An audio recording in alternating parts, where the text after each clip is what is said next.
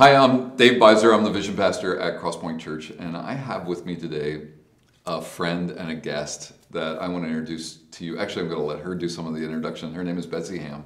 And Betsy, we've known each other for several years, and you've been a part of this congregation with Matt and your girls, and whether it was during the week with daycare and on Sunday mornings, it's just a joy. But I've also kind of watched your life progress over the last couple of years and your life with Duck Donuts. And so can you tell us a little bit more about what you get to do there? Sure, yes. So I am the CEO of Duck Donuts, and our headquarters is actually here in Mechanicsburg, Pennsylvania, so right down the street.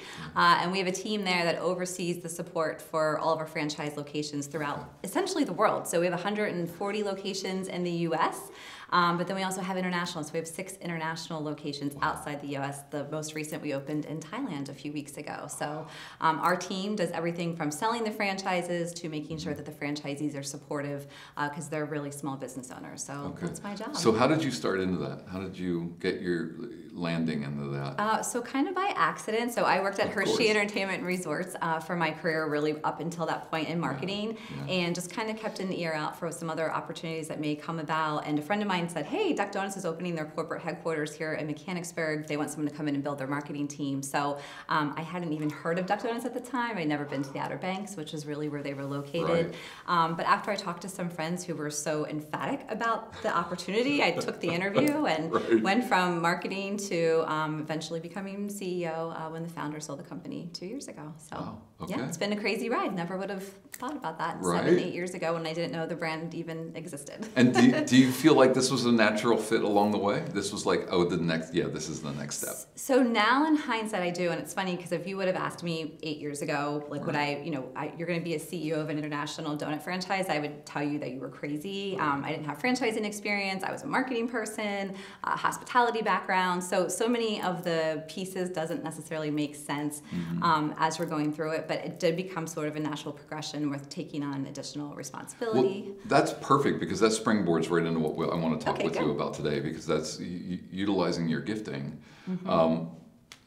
We've talked here at the church about spiritual gifts and just the way that God built you to be, and that God built each one of us and gave each one of us giftings. And so obviously you've recognized about yourself that there are just some things you do well, and over the years you've been able to hone and refine some of those into the position you're in now. But that doesn't mean that there hasn't been a progression to all this. Talk to me about or always easy. Or always easy, right? Talk to me about your own sense of gifting and how you get a chance to use your gifting as you see it today. So when you ask that question, it's funny, it's something I never really thought about, like what are your gifts? And then when you ask me that, it's like, oh, okay, right, what are my gifts? And, I think one of the things I've been good at my entire life, even, in college or high school, is dealing with people and working with people and being able to bring out the best in people, pulling teams together to achieve goals and have people feel like they're supported, all walking or rowing essentially in the same direction. So that's a gift that I think has been very beneficial to me, whether it was in high school playing on sports teams or,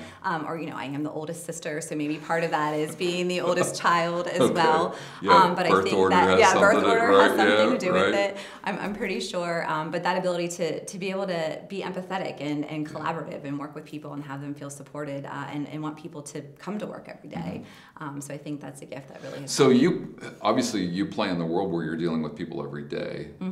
Whether it's opening a new location or whether it's managing a location that might be in challenging times, or whether it's patting somebody on the back because of the #1 location. So, or whether it's dealing with admin stuff in the office on an office day like maybe today was. So how do you feel like you get a chance to utilize those gifts in this work that you're doing right now? It's every day, every conversation with our franchisees. They're all small business owners, so a lot of them sunk their life savings into opening up a Duck Donuts location, which is a huge responsibility to myself and to our team to make sure they're supported. And our franchisees come from all different walks of life, so and now culture when we're dealing with international locations. So just being able to have those personal relationships, to understand where someone's coming from, to be empathetic and be able to help solve problems and feel like they're heard. It has been really important, and that's every day. Right. We talked earlier about strength finders, and you recognized some things right in there that, when you took strength finders, and which by the way is just, mean, that's a great evaluative tool, right? When you took that, was it eye-opening or was it more confirming? It was more confirming. Yeah. Yes. Yeah. Especially when you look at like your top 5. I mean, there was like, Yeah. oh yeah, okay, that's me. And the bottom, looking at the top Right. and the bottom, it's interesting to see like, Well, those are the yeah, things talk I about do. the bottom for a minute. Not identify them for me, but are those struggle areas for you? Oh yes. Are those yeah. right? Yeah. And Me I too. take that to heart. So I really try to focus on the top of that Right, of right. the pile, of the top 5 especially, because that's really who you are. But some of the bottom ones, I'm sure I can't remember what was on the bottom of that, but ones that are more analytical or process driven, or the one that's sort of routine. Like I know those are all things that drive me nuts. So that doesn't mean I don't have to do routine or process, but it pains me a little bit more. Right. Do you find you work best when you have people around you who are gifted in areas where you're Yes. not? Yeah. Right. The 100%. whole team thing. Yep, the whole team thing is so important, and having people on your team that are different than you and think differently than you. I want someone who is more analytical, who is more process driven, because us all together works really well. But yeah, if we all thought the same, we'd be in trouble. Right. Especially if it was like Exactly. me. So that probably drives some of your hiring practices, I would think. Yep. But I also imagine that drives some of the things that you do on the ground when it comes to either opening a shop or working with a shop that's having difficulties or challenges or doing great or whatever it might be. That because you are such a people person, right? Yep. Yep. And so you want to, I would think, even as CEO, you still want to get on the ground and really, because I've seen photographs of you opening some of these Yes. shops around the Yes. world. So Yeah. you don't send somebody else, you go yourself. Well, I mean, to be fair, I come in for like the fun part. Okay. To do Sure. the training. So Sure. yeah, but we have team members who are really good at training and Okay. teaching. So that is their full-time job, is to teach people how to run a donut shop, how to make the donuts, how to run the business. So that's their gift, right? Is to be able to go in and to be patient. Maybe that's probably really low on my gifts, would be patience. But that ability to teach someone. It is and a gift, right? Yeah, it is a It gift. is. Yeah. Right. I mean, growing up, both of my parents were teachers, so everybody always thought like, oh, you're going to be a teacher too. And I was like, oh, hard no, because that's a really great career, but I know that I would not be good at it. Like Sure. I would just, the patience that you have to be a teacher is, I thank the people who do it. Any of your siblings teachers? Yeah, actually my youngest sister is, yeah. Is that right? Yeah. So she followed in their footsteps. She followed huh? the footsteps, yeah. Well, I don't think they're disappointed in you at all. No. Right? No, not at all. You're living your gifting and you're doing it well. So let me ask you let me turn, so we talked about your gifting and we talked about how you recognize that gifting in other people through hiring practices, through training, and through the people you work with.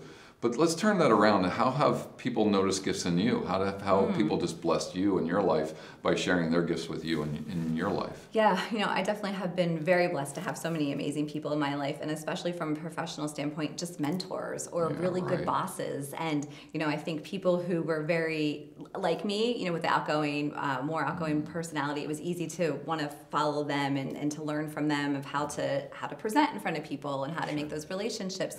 But I've also really tried to focus on people who were very different than me. And at one point when I was in Hershey, one of my mentors was the CFO, who obviously, I was in marketing. We were at totally different ends of the spectrum of how we looked at things. But I think it's important to have people in your life who do, just kind of like the team, think differently than you, because they can give you different perspectives or make you think about things differently. So you purposefully sought out some of that. Yes. Yep. Yeah, and that's been beneficial to you in growing who you are? Absolutely. Yep. All right, okay. And even now on a regular, once I entered the franchising role, I didn't have that experience in that or in restaurants. So I just started reaching out to different people within the industry. And even now I'll just randomly reach out to CEOs on LinkedIn. And there's a few that I can text now at this point and ask questions. But, they've been there and done that, and they're further along in their career. Their brands are bigger. But again, it's just relying on the people around you with their strengths and that their experiences. Are you doing that for somebody else? Yes. Yeah. It's funny timing, because someone reached out to me on LinkedIn about a month ago, and she's like a director of marketing for a really small coffee brand, and she's like, could I get a few minutes? I'm like, absolutely. And we got on the call. She's like, oh my gosh,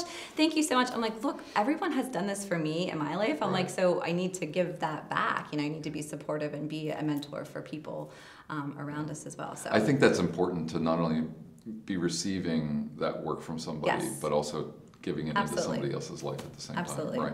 Somebody's always going to be at that spot where they need to know what we've hard knocked through, right? That we've pushed through or plowed through or whatever it may be.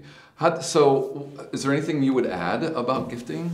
that maybe I didn't ask, or maybe you thought of, and like, I mean, well, Dave, take me this direction. I got a lot to say about that. No, I think the biggest thing is just acknowledging what your gifts are. Because like I said, when you asked me that, you did, and I've done strength finders, and I think about it from a professional standpoint. But you're right, even from a personal standpoint, from a spiritual standpoint, it's just realizing what your gifts are and acknowledging that, and then trying to strengthen them or make sure that you're utilizing them. So it's not something that I've thought about besides this professional strength finder assessment that you've done. But how do you do that in your personal and in your spiritual life? I think is a great question. Right.